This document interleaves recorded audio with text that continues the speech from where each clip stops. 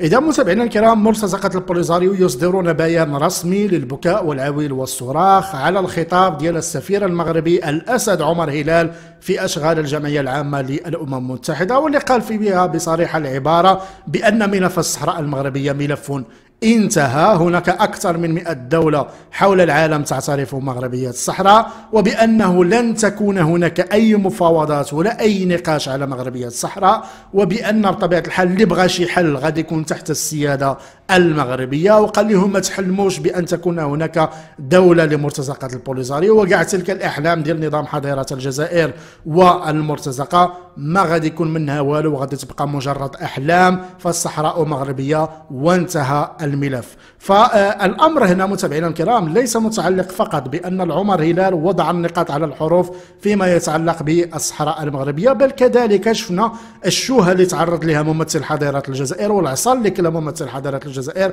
من قبل السفير المغربي عمر هلال. شفنا تلك المداخلة الرائعة بحيث أخرس وأسكت ممثل حضارة الجزائر اللي كان كيقرا من الورقة. فبالتالي من الطبيعي ومن العادي جدا أن نرى الأم اللي هي حضارة الجزائر كتكون العصا من طرف المغرب في الأمم المتحدة، والابنة الغير الشرعية ديالها اللي هي مرتزقة البوليزاريو كتخرج في بيان رسمي كتبكي وكتشكي وتدعي المظلومية والمغرب حقرنا في الأمم المتحدة. هذا شيء عادي جدا، لأن هناك علاقة ديال الأم والابنة الغير الشرعية ما بين حضارة الجزائر وما بين مرتزقة البوليزاريو. فالسفير المغربي عمر هلال ضرب عصفورين بحجر. أولا سد كل النقاش اللي كيتعلق بمغربية الصحراء، الملف انتهى، واكثر من 100 دولة حسب ما قال السفير عمر هلال تعترف مغربية الصحراء. بمعنى اخر سدينا هذا الملف، ما غاديش نعاودوا نناقشوا فيه، لانه بحكم الواقع وبحكم المنطق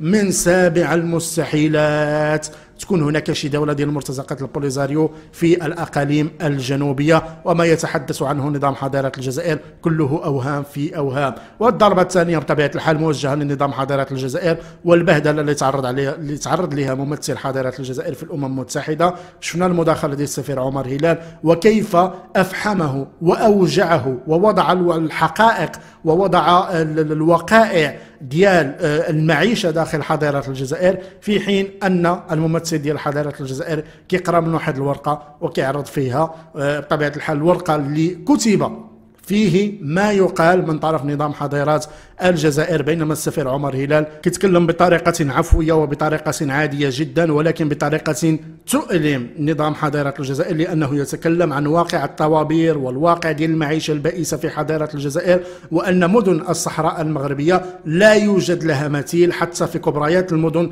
في حضارة الجزائر التي تعاني من ويلات الطوابير وفقدان أبسط شروط العيش. فكل هذه الامور متابعينا الكرام نقول انه من الطبيعي ان نرى الابنه الغير الشرعيه ديال نظام حضاره الجزائر تخرج حتى هي تبكي وتشكي. شفنا البكاء ديال نظام حضاره الجزائر في الامم المتحده من خلال الممثل ديالها اللي كلا التصرفيق، والان كنشوفوا البكاء ديال مرتزقه البوليزاريو اللي خرجوا في بيان رسمي كيبكيو وكيشكيو على التدخلات وعلى التصريحات ديال السفير المغربي عمر هلال في الامم المتحده. متابعينا الكرام، اراكم في فيديو قادم.